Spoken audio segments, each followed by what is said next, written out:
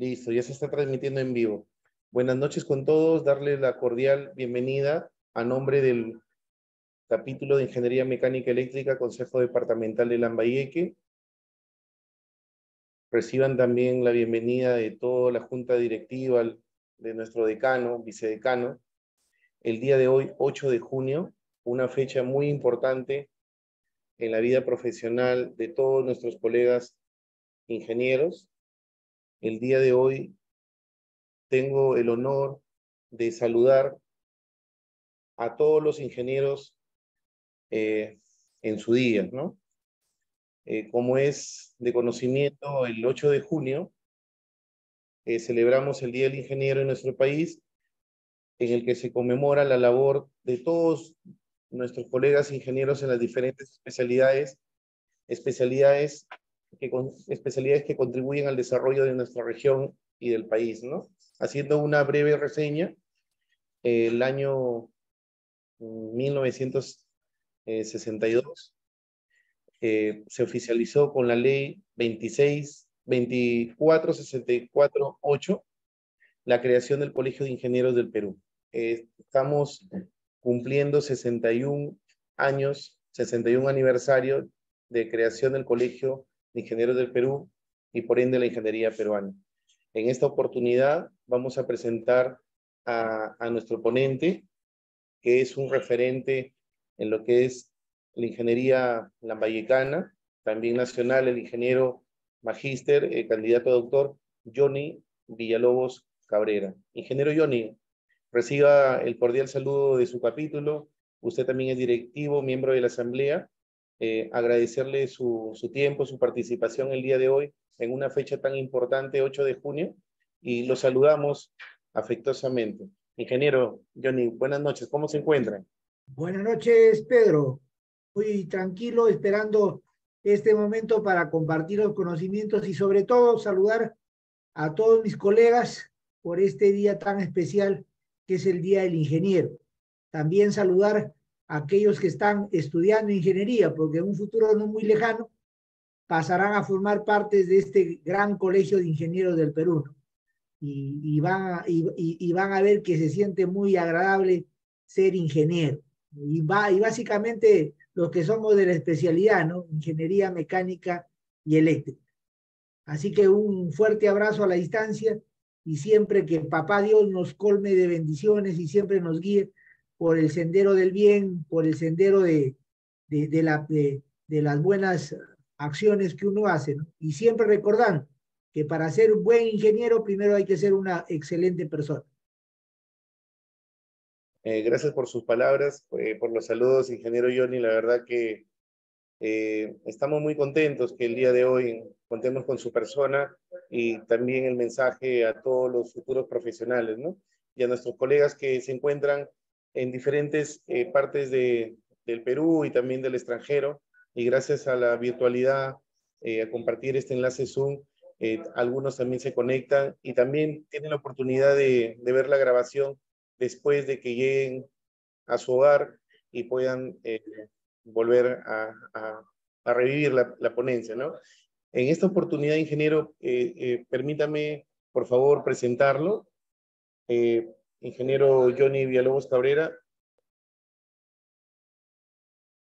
usted es ingeniero mecánico electricista, maestro en ciencias de la ingeniería mecánica y eléctrica, con mención en energía.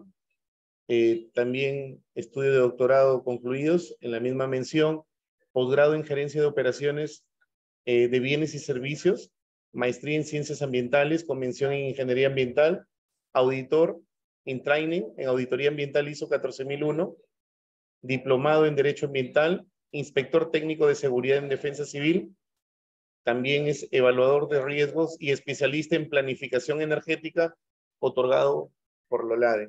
Bueno, ingeniero, usted cuenta con más de 25 años de experiencia, ha sido directivo en varias ocasiones en el Colegio de Ingenieros, con orgullo digo, ha sido mi profesor, mi asesor de tesis, compañero de maestría, de doctorado, y la verdad que estamos contentos de tenerlo nuevamente en esta oportunidad. Ingeniero, sin mayor preámbulo, puede iniciar la conferencia. Que tenga buenas noches. Muchas gracias, Pedro. Bien, voy a compartir mi pantalla. Por favor, que me permitan compartir la pantalla, Pedro, que ya no soy el anfitrión. Sí, ya puede, sí puede Ahora sí. compartir, ya está de Y coanfitrión. ahora está ya. Ahora sí. A ver, empezamos. Ahí está. Bien, colegas. Ante todo, agradecer a Dios por permitirme estar acá frente a ustedes, aunque sea en forma virtual, y de esa manera compartir un poco de mis conocimientos acerca de lo que es la protección ambiental en las actividades eléctricas. Bueno, la mayor parte de mi carrera lo ejercí en el sector Energiminas, donde fui desde ingeniero hasta ocupar la gerencia de Energiminas de acá de Lambayeque. Hoy día vamos a hablar de la protección ambiental en las actividades eléctricas. Y el término de protección ambiental nos llama a una reflexión. ¿Saben cómo estamos viviendo actualmente? ¿Saben los cambios climáticos que estamos sufriendo? Hay lluvia donde no debe haber lluvia, ¿no? Las temperaturas bajan cuando en realidad no deben estar bajas, y todo eso nos conlleva a pensar qué está pasando con nuestro planeta. Y la respuesta es obvia. Nuestro actuar, es decir, la acción del hombre, no ha estado llevándose por buen camino. Es decir, hemos estado haciendo las actividades por hacer, sin pensar que la única casa que tenemos es nuestro planeta Tierra. Entonces, de ahí que en muchos países del mundo, y el Perú no escapa a ellos, se han empezado a tomar medidas. Una de ellas es a implementar normas y también crear instituciones que permitan proteger el medio ambiente. En nuestro país, en la década de los 90, cuando Alberto Fujimori estaba de presidente, creó promulgó el Código Nacional del Medio Ambiente y Recursos Naturales. Este código que se pensó que iba a solucionar de alguna forma el tema ambiental en nuestro país, fue acompañado con la creación del CONAM en el año 1994, del Consejo Nacional, del Consejo Nacional del Ambiente. Pero lo que sucede pues que el CONAM no tenía rango de ministerio, entonces los ministerios no le hacían caso. Y fue así que fue un total fracaso hasta que fue reemplazado por el Ministerio del Ambiente. Y también el Código Nacional del Ambiente y Recursos Naturales fue cambiado por la Ley General del Ambiente. Entonces, actualmente, en el tema ambiental en nuestro país tenemos a la Ley General del Ambiente y al Ministerio del Ambiente como órgano rector sobre lo que es el medio ambiente. Y en cada ministerio de energía, en cada ministerio se ha creado, se ha instaurado direcciones que tienen que ver con el tema ambiental para cada actividad que corresponde a cada ministerio. Entonces nosotros, por ejemplo, no podemos pensar que los árboles podrían hacer esto. Vamos a tender una línea y el árbol va a hacer así, ¿no? O también vamos a tender una línea y el árbol se va a torcer para dejar pasar la línea. Desafortunadamente, esto no sucede. Lo más seguro es que tenemos que talar el árbol. Y entonces ahí es donde ocurre el impacto ambiental de la actividad eléctrica. Entonces el impacto ambiental no es otra cosa que la modificación que sufre el medio ambiente producto de la actividad del hombre, de la actividad antropogénica. Entonces cuando nosotros hacemos actividad, modificamos el medio ambiente. Y a esa modificación le llamamos impacto ambiental. Esa modificación puede ser positiva o puede ser negativa. Se considera negativa cuando, por ejemplo, acá voy a talar el árbol para poder pasar mi línea. Es un impacto negativo. Pero también puede ser un impacto positivo porque como estoy llevando electricidad a una población, ese servicio de energía eléctrica va a permitir que los pobladores de esa localidad mejoren su calidad de vida. Entonces, hay impactos negativos y hay impactos positivos. Y justamente lo que se busca es minimizar o mitigar o evitar los impactos negativos. Porque como ya les dije, son muy nocivos para el medio ambiente. Entonces, a raíz de eso, en el Perú, en el año 1994, surgió este reglamento, Reglamento de Protección Ambiental en las Actividades Eléctricas.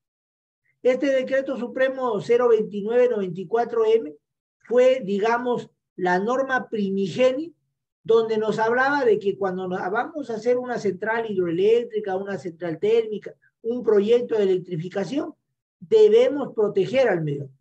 Año 1990.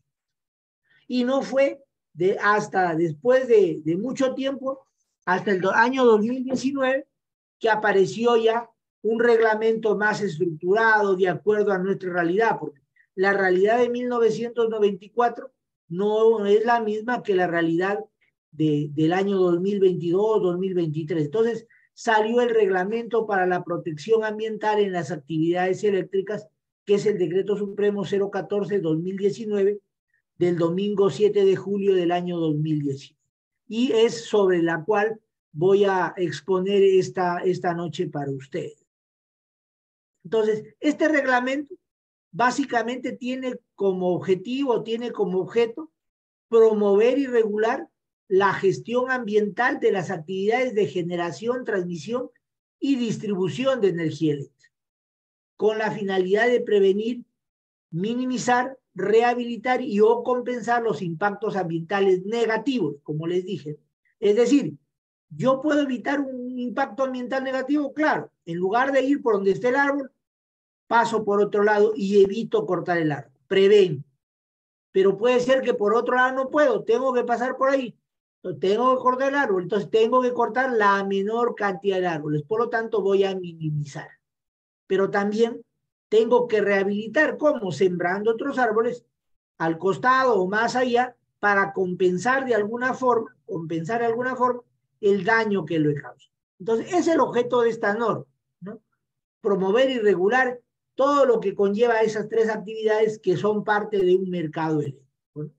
El ámbito de aplicación es a toda persona natural, jurídica, nacional o extranjera, de derecho público o privado o de capital mixto, que desarrolla actividades de generación, transmisión y o distribución en nuestro territorio, en las distintas etapas, desde la construcción hasta la operación y el abandono de dichas instalaciones. Es decir, aquí nadie se escapa de responsabilidades. Y luego también trae algunas definiciones que es importante que nosotros lo conozcamos. Por ejemplo, ahí se habla de los ECA y de los ELMP, del estándar de calidad ambiental y de los límites máximos permisibles. El estándar de calidad ambiental básicamente nos dice las condiciones mínimas que debe tener un medio ambiente para el desarrollo de la vida. En cambio, el límite máximo permisible nos mide la cantidad de emisiones, efluentes que debe haber en un cuerpo emisor para que no malogre o no deteriore el medio ambiente. Y ahí hay otras definiciones que luego también, conforme voy avanzando, voy a ir explicando. Entonces, los lineamientos para esa gestión ambiental sectorial, porque recuerda que este es del sector eléctrico de nuestro país, habla, por ejemplo, la responsabilidad ambiental. ¿Quién es el responsable del ambiente? El responsable del ambiente, o sea, de las emisiones, efluentes, vertimientos, residuos sólidos que se pudieran generar, vibraciones que se pudieran generar producto de nuestras actividades y que pueden generar impactos ambientales negativos, es el titular del proyecto, es el responsable. Yo soy el dueño o soy el titular de una central hidroeléctrica y si por ahí, por ejemplo, hay levantamiento de polvo, hay exceso de insectos originados por el reservorio, y yo no hago nada para ello, yo como dueño de esa central soy el titular responsable. Entonces, los impactos negativos generados y aquellos daños que pudieran presentarse por el incumplimiento de las medidas aprobadas en los estudios ambientales son mandatos emitidos por la autoridad correspondiente en materia de fiscalización ambiental. También esta norma exige que cada entidad tenga un encargado de la gestión ambiental interna. Y también nos dice, si el titular transfiere esa actividad, si yo vendo mi central hidroeléctrica, Cuando yo vendo las instalaciones, también pasa al nuevo dueño las obligaciones ambientales que yo he estado cumpliendo, tenía que cumplir de acuerdo a mi estudio ambiental. O sea, no es que yo lo paso y solamente él queda con las instalaciones y yo ya me quedo con mis obligaciones, no, pasa con todo. Entonces, la jerarquización de mitigación de los impactos ambientales negativos pasa por lo que les decía, primero prevengo. Si no puedo prevengo, hago que esos impactos sean los mínimos posibles, minimización. Y si no puedo minimizarlos, tengo que rehabilitar. Y si no puedo rehabilitar, tengo que compensar, en ese orden. Entonces, la obligatoriedad de la certificación ambiental. Toda actividad que se realice, en este caso en el sector eléctrico, está obligado a presentar a la autoridad competente un estudio ambiental. ¿Qué estudio ambiental? Hay 3 clases de estudios ambientales, como lo vamos a ver más adelante. Las declaraciones de impacto ambiental, los estudios de impacto ambiental semidetallados y los estudios de impacto ambiental detallados. Entonces, obligatoriamente, no es que primero hago la línea y luego hago el estudio, no, eso no va. Ya no es así, porque antes no había la OEFA, que era la encargada de fiscalizar, ahora la OEFA se encarga de ello. Si yo hago un proyecto y no hago el estudio ambiental, pero ya ejecuté mi línea,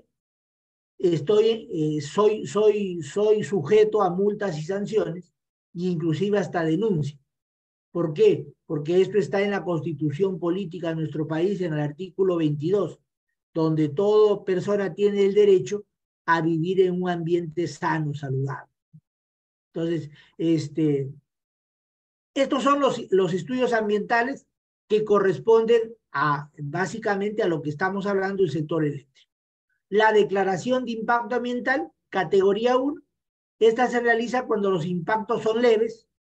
El estudio de impacto ambiental semidetallado, categoría 2, cuando los impactos ambientales son moderados, y el estudio de impacto ambiental detallado, categoría 3, cuando los impactos son significativos.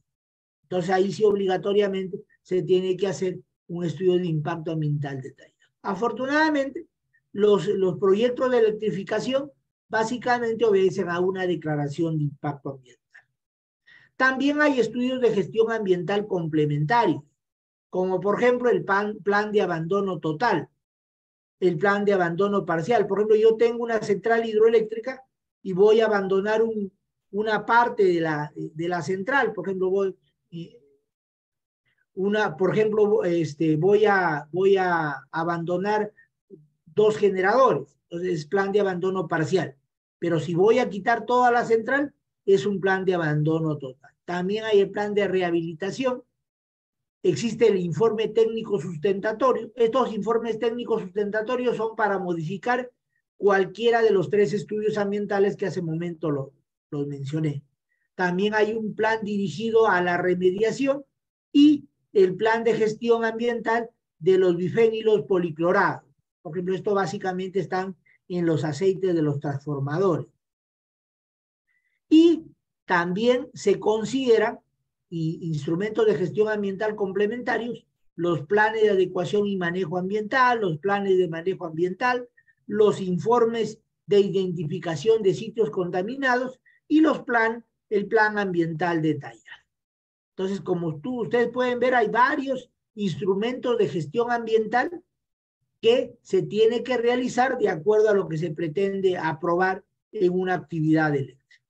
Entonces, ¿cuál es el alcance de esta clasificación?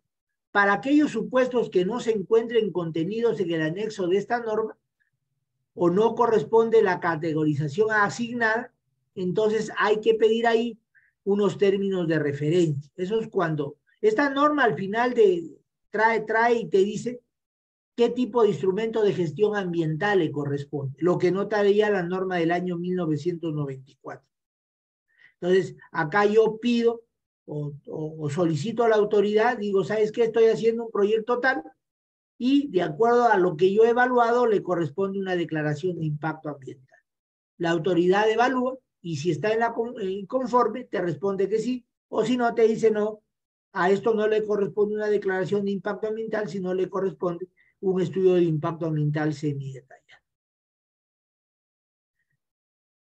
Entonces, el resultado de la clasificación, la autoridad ambiental competente emite la resolución indicando lo que ya te mencioné y aprueba los términos de referencia. Los términos de referencia básicamente es el índice de qué va a constar tu proyecto que tú vas a elaborar.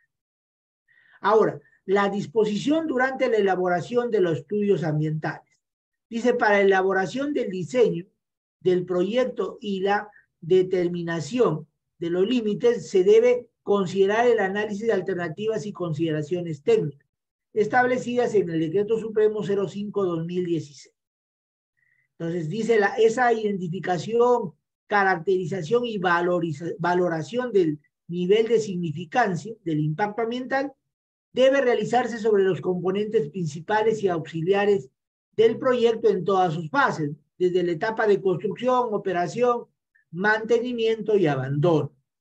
Entonces yo, para poder saber si es un día, recuerda que día era impactos leves, el IAD moderados y el el EIASD moderados y el EIAD significativo. Entonces, una vez que me aprueban los términos de referencia, yo ya empiezo a elaborar el estudio ambiental y comunico a la autoridad ambiental competente 20 días hábiles con anticipación para que ellos me hagan el seguimiento. Entonces, primero determinamos la línea base. ¿Qué es la línea base? Es la fotografía, cómo está el medio ambiente antes de realizar mi actividad. Veo los problemas ambientales que existen, ¿no? Puede ser basura, puede ser ruido, puede ser polución, para que después que yo haga la actividad no se me culpe de que por mi culpa hay basura, por mi culpa hay ruido. Entonces, esa es la línea base. Es una fotografía del medio ambiente, cómo está en condiciones antes de realizar cualquier tipo de trabajo. Entonces, el titular comunica 20 días hábiles antes del inicio del levantamiento de información de la línea base, conjuntamente con su plan de trabajo y autorización de investigación. Entonces, la pregunta es, ¿qué autoridad es la competente? Entonces, en un comienzo, la autoridad competente era el Ministerio de Energía y Minas, a través de la Dirección General de Asuntos Ambientales Energéticos. Ella era la encargada de aprobar todos los estudios ambientales correspondientes al sector energético. Pero luego, en base a la ley de descentralización del gobierno, los gobiernos regionales han asumido algunas funciones. Por ejemplo, los gobiernos regionales actualmente tienen la potestad de aprobar las declaraciones de impacto ambiental. Cualquier declaración de impacto ambiental que tenga que ver con un proyecto que se realice en una determinada región, es el gobierno regional quien lo aprueba. Cuando, por ejemplo, tengo proyectos que o están entre dos regiones, por ejemplo, estoy haciendo una electrificación que abarca Chongoyapi y también se pasa a Santa Cruz, ya está entre dos regiones, el que encargado de aprobar en este caso es el Ministerio de Energía, no es ninguna de las regiones, ¿correcto? Entonces, se hace el análisis de alternativas en los proyectos de actividades eléctricas, teniendo en cuenta los factores ambientales, económicos y sociales, la elaboración del estudio ambiental sobre la base de la mejor alternativa. Entonces yo hago un análisis tratando de que los impactos negativos que pueda generar mi proyecto no sean de carácter significativo, sino sean de carácter leve. Entonces, por ejemplo, ¿cuál es el riesgo para la salud de las mujeres y los hombres? ¿Cuáles son los costos ambientales? Por ejemplo, si voy a pasar por un área, una reserva natural de algarrobo, porque voy a talar algarrobo, entonces los costos ambientales van a ser elevados. También el riesgo de pérdida de ecosistemas y su funcionalidad, la vulnerabilidad física, los límites de las áreas naturales protegidas, los riesgos climáticos. A veces se tiene que reubicar las poblaciones. Y ese es un impacto ambiental significativo, ¿no? Pero a veces tiene que hacer porque no me queda de otra. Ahí va a estar el reservorio y no me queda de otra que sacar a la población que está ahí. Y también las medidas de mitigación y adaptación del cambio climático. Entonces, ojo, esto es muy importante. Toda documentación que presente el dueño del proyecto tiene carácter de declaración jurada. O sea, ahí, si es que mientes, pasa como una información falsa o fraudulenta, está sujeto a responsabilidades civiles y penales. Igual también tiene responsabilidad solidaria el que elabore este estudio. O sea, no solamente el dueño del proyecto, sino también los ingenieros que elaboran el proyecto. Entonces, por eso hay que tener mucho cuidado. A veces a uno le dicen, firma acá, y bueno, uno por ganarse el cachuelito ya lo firma. Pero después vaya a ser cosa que, por ejemplo, suele pasar, que son obras que ya han sido concluidas.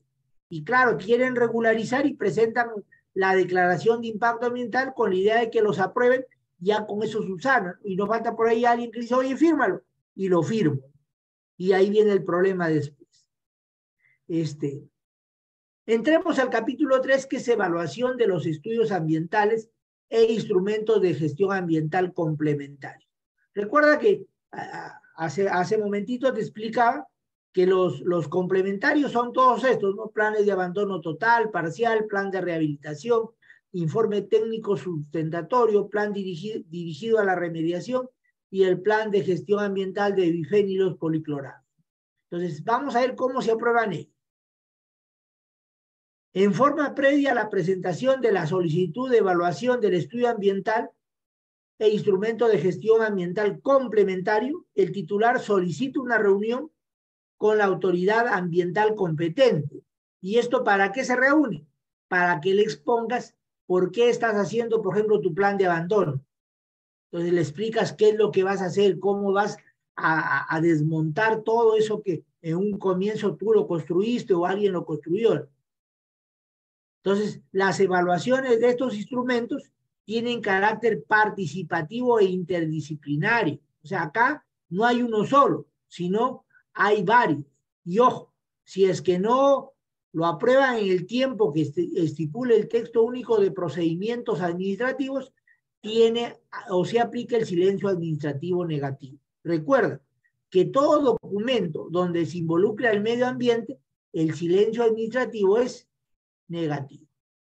Entonces, y aquí están las entidades que opinan, o sea, no solamente es el Ministerio de Energía y Minas, puede ser que también necesite opinión del CERNAM, del Ministerio de Cultura, de la ANA, del CERFOR. Todo esto de acá son entidades que de alguna manera participan en su opinión, si es que el caso lo amerita, para aprobar una declaración de impacto ambiental o un estudio ambiental complementario, ¿no? Cuando el titular prevé efectuar actividades eléctricas dentro de una área natural protegida o en su zona de amortiguamiento, debe contar con la compatibilidad, es decir, debe contar con opinión favorable, en este caso del CERNAM. El CERNAM opina, dice, sí, no hay problema, puede ejecutar. Pero si el CERNAM dice no, no va, automáticamente ese estudio se declara improcedente y se devuelve al administrador. Ojo, las opiniones técnicas son vinculantes. Hay no vinculantes y esto debe emitirse dentro del plazo establecido en la normatividad vigente bajo responsabilidad. También existen los planes ambientales detallados. Un plan ambiental detallado es un instrumento de gestión ambiental complementario de carácter excepcional, que considera los impactos negativos reales y o potenciales generados a identificar áreas de influencia en la actividad eléctrica en curso y destinado a facilitar la adecuación de dichas actividades a las obligaciones y normas ambientales vigentes. ¿Qué significa? Que yo hice una línea de transmisión, por ejemplo, pero no hice la parte ambiental. Entonces, esa línea no tiene el instrumento de gestión ambiental. Entonces, excepcionalmente, la norma saca un comunicado y dice, todas aquellas actividades que no cuentan con instrumento de gestión ambiental tienen la opción de presentar su plan ambiental detallado como plazo máximo el 31 de julio. Pasado ese tiempo, quedas nuevamente sin presentar nada. Entonces, estos planes de ambiental detallado salen por fechas y excepcionalmente, en este caso, el Ministerio de Energía y Minas autoriza su su presentación. Y con esto tú regularizas la actividad que has venido haciendo sin considerar el medio ambiente. El titular pretende acogerse a esta adecuación ambiental, debe comunicar a la Dirección General de Asuntos Ambientales Energéticos del Ministerio dicha decisión, ¿no? Y adjuntando información sobre los componentes construidos dentro de un plazo de 90 días. Es decir, esto no está vigente, esto sale para espacio de tiempo predefinido. Y una vez que pase el plazo, ya no puedes presentar. Actualmente, por ejemplo, ya no hay opción para presentar plan ambiental detallado.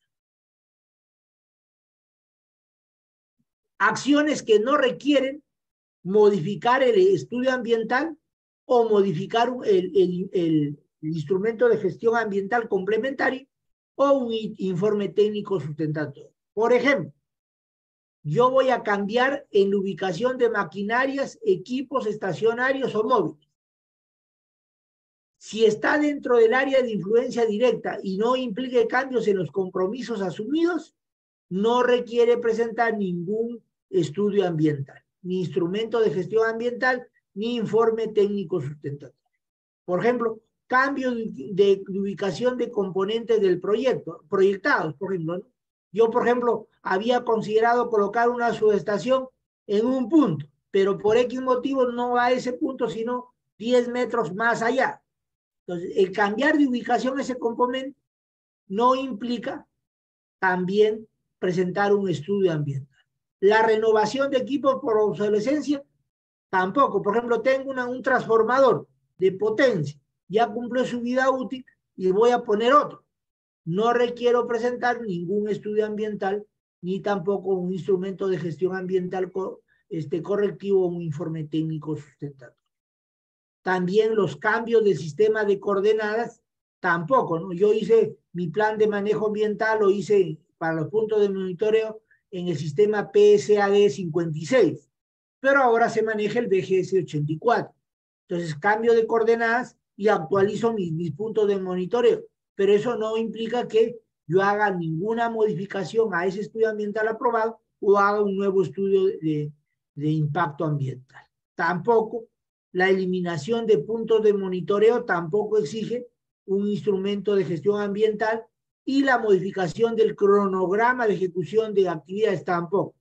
Y tampoco la renovación, remodelación, mantenimiento y ampliación y esfuerzo de sistemas de distribución de baja y media tensión. Les pongo un ejemplo. Electronorte, por ejemplo, aquí en Chiclayo, tiene sus redes eléctricas que ya están obsoletas y quiere cambiar. Entonces, ¿necesita presentar un instrumento de gestión ambiental? No, porque ya tiene, ellos para la zona de Chiclayo han presentado un PAD, un programa de adecuación. Entonces, ellos ya tienen un instrumento ambiental aprobado y lo que van a hacer es renovar, remodelar. Entonces, no requieren presentar ningún instrumento de gestión ambiental. Eso es en el artículo 62. Luego vamos a ver las disposiciones técnicas generales, pero aplicadas a la protección de la diversidad biológica. Por ejemplo, en el caso del desbosque, o sea, esto debe restringirse a necesidades específicas de desarrollo del logro, no a todo. Hay que buscar minimizar los impactos para cuando hagamos el desbosque, evitar en lo posible la fragmentación del ecosistema, es decir, un sistema que sea así como mi pantalla, yo voy a hacer una carretera por ahí estoy fragmentando el ecosistema. Respetar las restricciones y procedimientos específicos, el retiro de la cobertura forestal debe ser selectivo y estratificado y no borrar con todo. Ese es el caso del desbosque. En el caso del plan de compensación ambiental, entonces se realiza para proyectos que presenten impactos ambientales negativos residuales y hay que priorizar el análisis de la afectación de la importancia ecológica. Y esto se inicia a más tardar con la puesta en operación del proyecto y culmina con el momento en que el titular demuestre el logro de los objetivos medidos. También el plan de compensación ambiental incluye entre otras, las medidas destinadas al manejo de una área o áreas en la que se verifique la equivalencia ecológica y la sostenibilidad para alcanzar el valor ecológico total de lo que se ha perdido. Entonces, también hay, por ejemplo, la prohibición de recolección, captura, caza, pesca, cautiverio e introducción de especies. El titular está prohibido de llevar a cabo la recolección de especies de flora silvestre, captura, caza o recolección de especies de fauna silvestre, mantenimiento de fauna silvestre en cautiverio sin perjuicio de lo establecido en estrategia de manejo ambiental. En este caso, por ejemplo, influyen mucho los códigos de conducta que cada una de las empresas ejecutoras hacen de sus trabajadores para que no hagan esto de acá. También es importante la revegetación de áreas disturbadas, ¿no? El titular debe reponer la vegetación de las áreas disturbadas, el producto del desarrollo de su actividad, planteando especies identificadas en la línea base del estudio ambiental aprobado. Algunas disposiciones específicas aplicables a cada actividad. Por ejemplo, ¿qué pasa con las aguas turbinadas? Nos dice el agua turbinada que proviene de la operación de la central hidroeléctrica no es considerada agua residual ni efluente. Entonces, sin perjuicio de ello, también es necesario monitorear esas aguas, tanto arriba, en la parte superior, antes de entrar a la turbina, y aguas abajo, después de haber abandonado la turbina, para ver cómo se está comportando. También el manejo de sedimentos, la purga de los sedimentos naturales asociados al agua, utilizada para la actividad de generación hidroeléctrica, debe ser programada en función a la capacidad de dilución y transporte del agua receptor, ¿no? La fecha tentativa de realización de las purgas de los sedimentos debe ser comunicada a la autoridad competente en materia de fiscalización ambiental, en este caso a la OEA. También el tema de manejo de los embalses.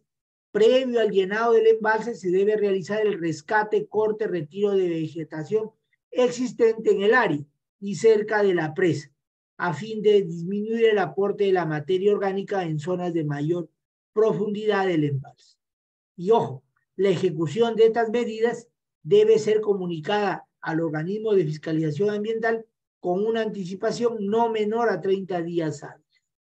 También tenemos en el tema de generación termoeléctrica, por ejemplo, tenemos el agua de enfriamiento. El agua de enfriamiento que entra al economizador, ¿no? Para poder de alguna forma convertir el vapor nuevamente en líquido y poderlo inyectar a la caldera.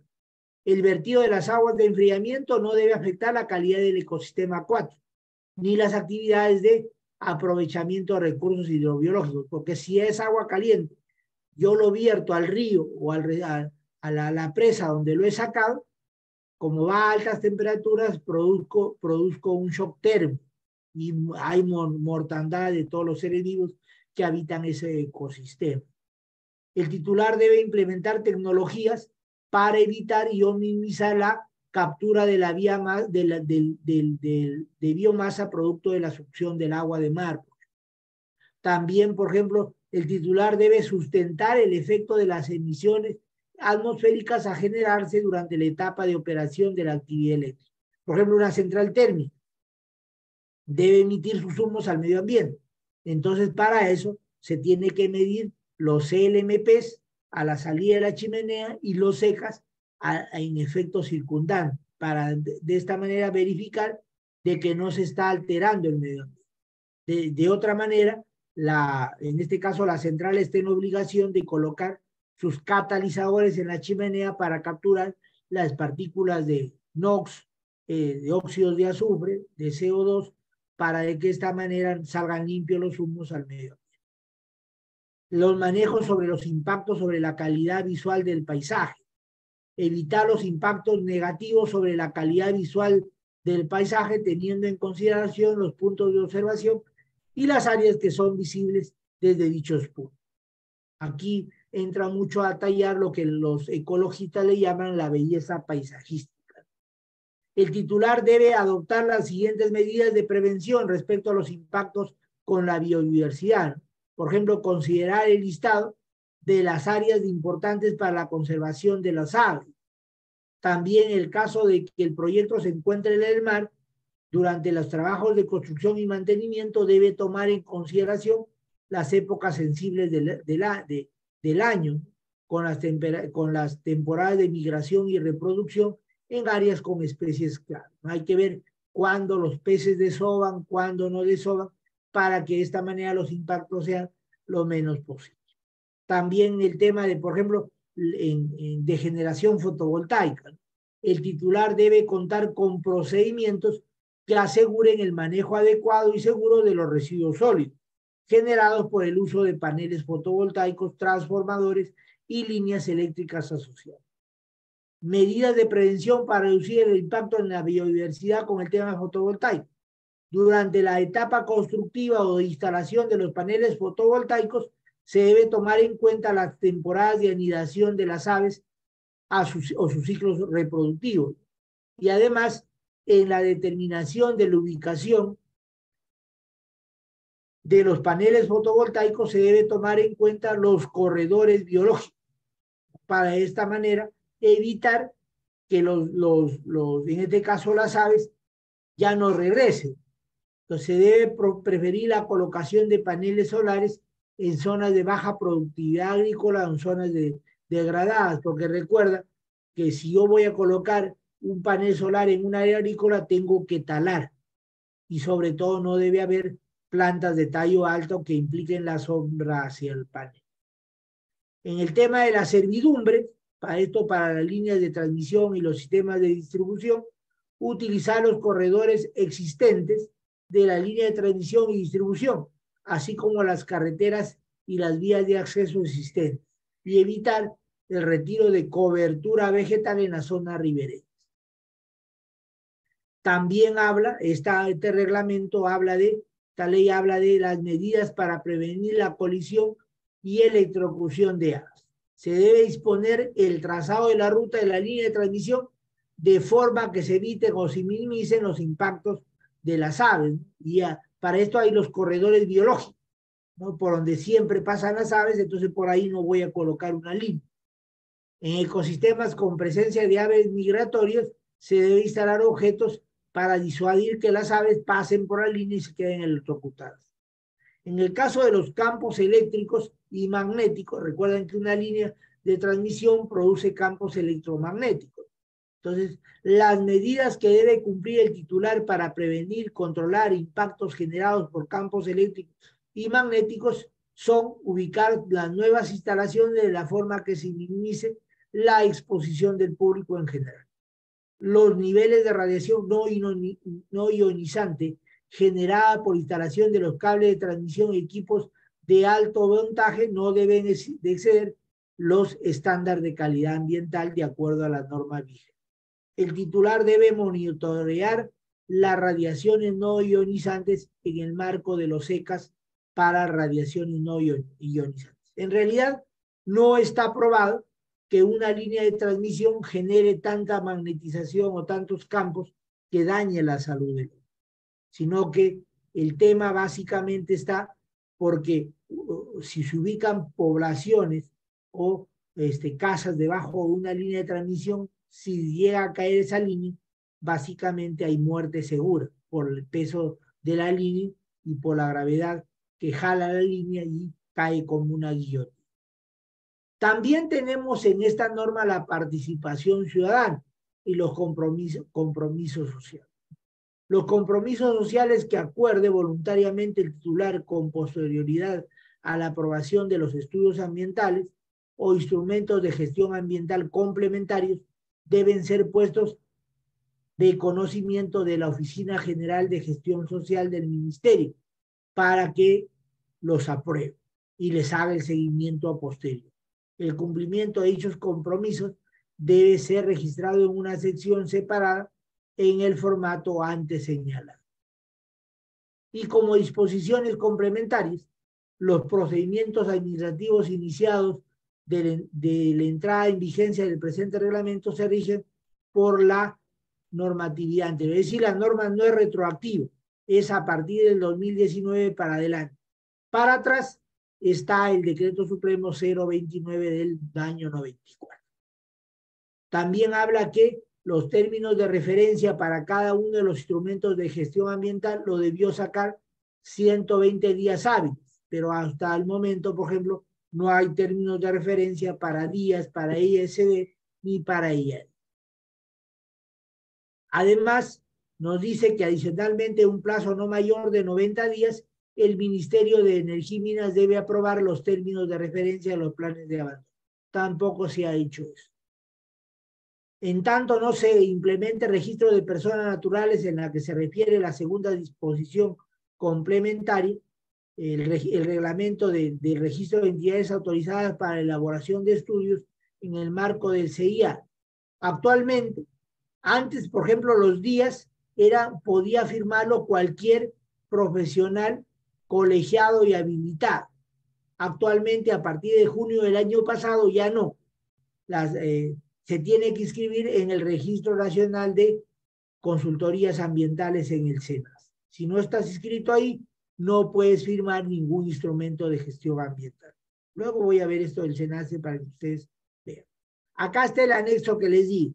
O sea, ya este reglamento me dice, si yo voy a hacer una central hidroeléctrica y está ubicado en una área geográfica A, es decir, en una área geográfica que lleva área natural protegida, son medio ambientes muy, muy sensibles, y la potencia de la central no es mayor a 20 megas, tengo que hacer un estudio de impacto ambiental detallado. Pero si no está en un área natural protegida y su potencia es mayor a 20 megawatts, es un estudio de impacto ambiental semi-detallado.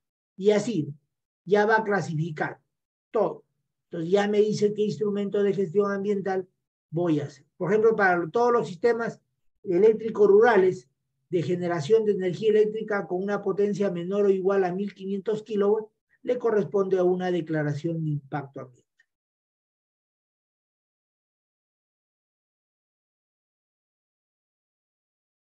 Aquí está la estructura para un plan de ambiental detallado, cómo se debe hacer. Esto, como les digo, para regularizar cuando no se tiene ningún instrumento de gestión ambiental. Pero como les digo, esto es potestativo del ministerio sacar. Si no autoriza, no puedo presentar. Y esto es lo que les digo, los términos de referencia que aún no han sido aprobados, pero para las 10 se está tomando aún con referencia el Decreto Supremo 011-2009. Y esto es básicamente lo que debe contener una declaración de impacto ambiental. Datos generales del titular del proyecto, la descripción del proyecto, la descripción de las áreas donde se desarrollará el proyecto con características del entorno, y luego ya viene la identificación y evaluación de los impactos, las medidas de prevención y mitigación y o corrección de los impactos y el plan de avance. Eso es lo que actualmente se está llevando a cabo. Y entonces, ¿cómo es actualmente el procedimiento para aprobar una DIA? Primero, que tiene que estar firmado por alguien que está inscrito en el SENAS. Si no, esa DIA no tiene valor. Una vez que lo firman 2 profesionales inscritos en el SENAS, acá les dejo el portal para que ustedes vean quiénes están inscritos, lo presento al órgano competente. Puede ser, por ejemplo, aquí, si la obra está en Lambayeque, al gobierno regional de Lambayeque, pero primero presento los términos de referencia, esto de acá, para que sea en este caso la entidad evaluadora quien me apruebe. Una vez que me aprueba, me comunica diciendo si es correcto, tienes que hacerlo con estos puntos. O quizás te agrega uno más, uno menos, y recién ahí yo empiezo a elaborar la declaración de impacto ambiental. Una vez que la autoridad competente me aprueba la declaración de impacto ambiental, a ese acto se llama certificación ambiental. La certificación ambiental significa que mi instrumento de gestión ambiental ha sido aprobado. ¿Qué hace la autoridad evaluadora? Te aprueba, te da tu resolución a ti y copia de ese estudio lo envía a la OEF. para que la OEFA te haga la fiscalización ambiental. Y es la OEFA que te va, de acuerdo a lo que es estipulado en tu instrumento de gestión ambiental, te va haciendo el seguimiento. Si en la etapa de construcción dijiste que vas a hacer 2 monitoreos, ¿cuáles son tus monitoreos? Si en la etapa de operación y mantenimiento dijiste que vas a hacer monitoreos trimestrales, a ver, tienes que alcanzar tus monitoreos trimestrales. Eso es básicamente lo que contribuye a lo que es esta exposición. No sé si alguien tuviera alguna consulta, encantado de la vida para poder responderles.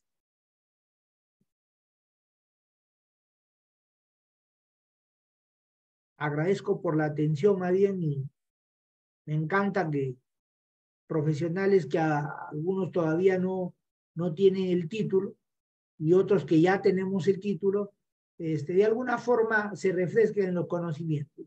Esto es lo que está ocurriendo actualmente en nuestro país.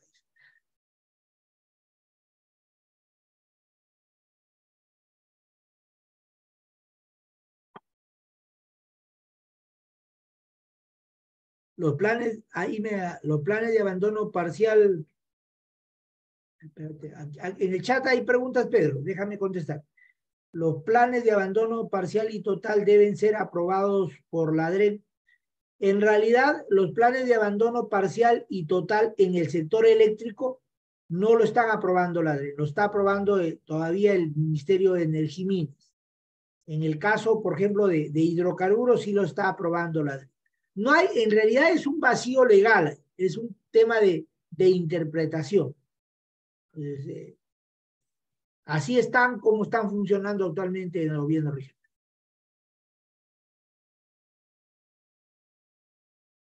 Gracias, José Luis.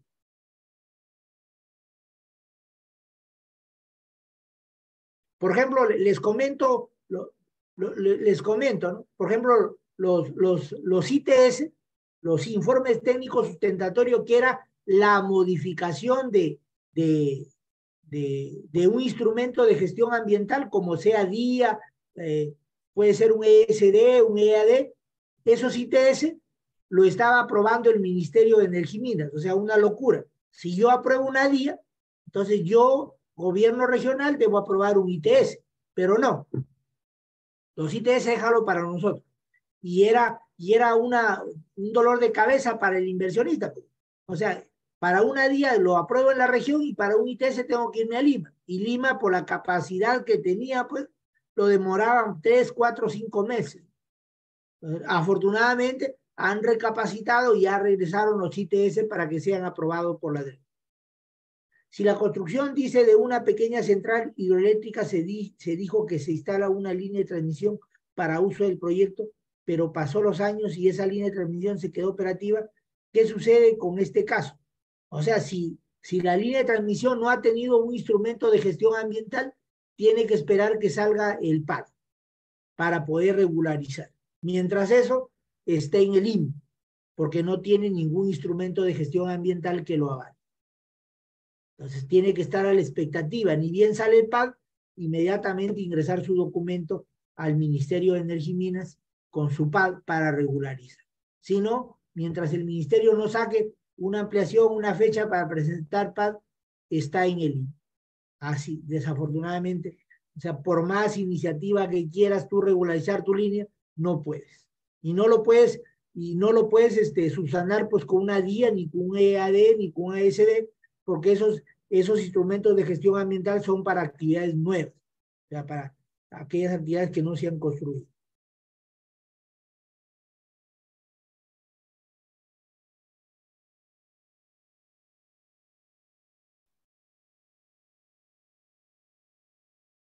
Claro, hay sanción.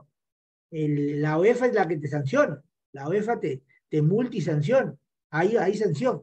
Hay sanción para aquellas actividades. ¿Había audio? ¿Puedo hablar? No sé, Pedro, yo no te escucho. Pero sí hay sanción, ¿eh? O sea, la EFA, por eso es que algunos que no han hecho proyectos y lo han hecho así debajo, como dice, debajo de la mesa, y ahí quieren regularizar, a veces, ¿qué hacen? Tratan de sorprender a los gobiernos regionales presentando días. Y si el evaluador del ADREN no va al campo a averiguar si existe o no existe la obra, los aprueban, ya tiene su instrumento de gestión ambiental aprobado, lo cual no es correcto. Pero si tú vas al ingeniero, por favor, ¿puede compartir el reglamento? Claro, ahorita te lo comparto en el chat. Un ratito. Los tres instrumentos, IA, EAD y ESD, son para aquellos actividades que no se han realizado nada, ni siquiera el trazo y replanteo. Por eso es importante que cuando haga este tipo de proyectos, tiene que tener su instrumento de gestión ambiental y lograr la certificación ambiental, como les dije. Un ratito estoy buscando la norma que lo tengo acá para compartirles.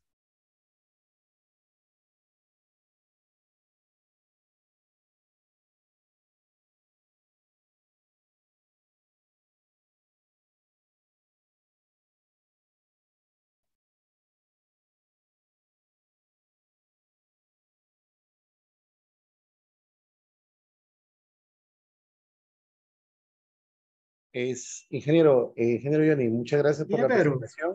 Hemos activado los audios. Sí, bueno, buenas noches nuevamente con todos, las personas que se han conectado. Bueno, en el proceso de la conferencia, igual decirles que tenemos un enlace YouTube con la grabación y eso lo pueden obtener si se unen al siguiente grupo. Voy a compartir.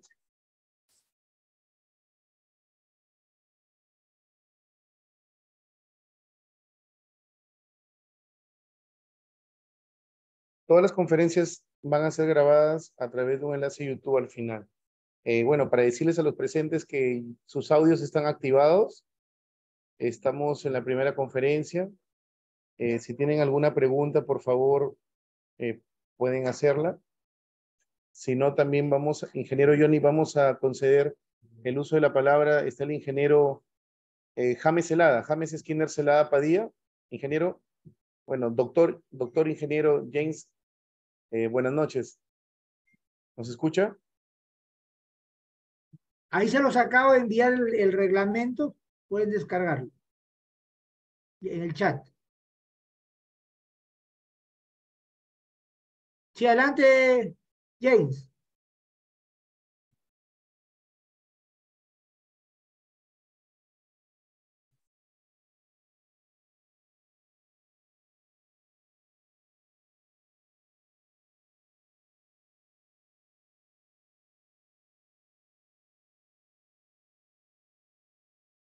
A ver, parece que no tiene activado el audio del ingeniero James.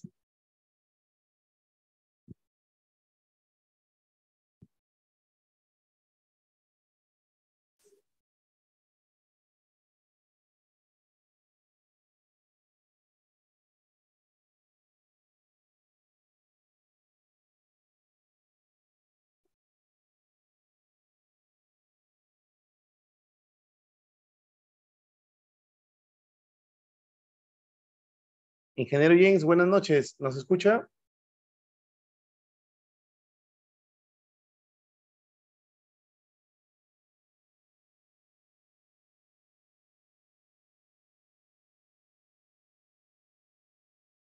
Parece que ha salido. Está iniciando nuevamente.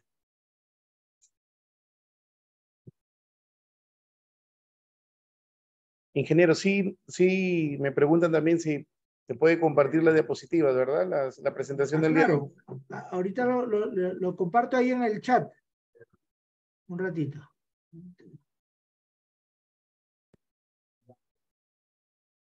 A ver, mientras esperamos al ingeniero James, que se debe estar conectando nuevamente. Buenas noches. Hola, James, buenas noches. Buenas noches. Sí, muy buenas noches.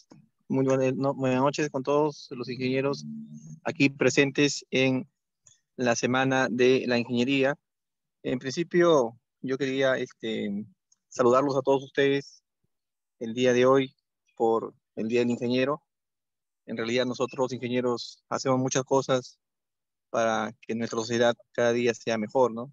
Cada uno de nuestro puesto de trabajo estamos dándole todo de nuestro ser para que así sea. También quisiera felicitar al ingeniero y amigo también Johnny Villalobos Cabrera por su brillante exposición, ya que nos ha ilustrado aspectos inherentes a lo que son la legislación, la normativa en la parte del sector eléctrico. Creo que su aporte de él es valioso, su experiencia que tiene a lo largo de los años en diferentes instituciones, tanto públicas y también privadas, creo dan mucho de qué hablar de él y aprendemos de eso, ¿no? Yo he escuchado atentamente su exposición y he apuntado algunos puntos, ¿no? Quizás lo voy a consultar luego con él de manera ya más detallada. Y creo que todos ustedes lo han hecho, ¿no? Lo han hecho, esto nos va a servir de mucho, hay que aplicarlo, ¿no? Creo que todos nosotros tenemos que interactuar siempre haciendo las consultas necesarias y para eso está el colegio, ¿no? El Colegio de Ingenieros de aquí, del sede regional de Lambayeque, una institución que sostiene, ¿no? En parte a todos los aspectos, en nuestro caso, ¿no? De la ingeniería mecánica eléctrica. Es una institución de respaldo a todas las demás instituciones. Entonces, todos ustedes están, por mal decir, no invitados. El capítulo está a disposición de ustedes. La Junta Directiva, con el mayor de los ánimos, vamos a seguir incentivando este tipo de capacitaciones y vamos a comprometer nuevamente al ingeniero Johnny Villalobos, ¿no? Que en otro momento quizás nos siga apoyando, nos siga aportando y nos siga dando más realce a ello. En pantalla, ingeniero Johnny, no sé si usted logra ver, se le está Claro, entregando un certificado, reconociéndolo como tal, que dice la letra así: Colegio de Ingenieros del Perú, Consejo Departamental de Lambayeque, certificado otorgado al ingeniero SIC Johnny Villalobos Cabrera por haber participado como ponente en la conferencia de evaluación ambiental de las actividades eléctricas en el Perú,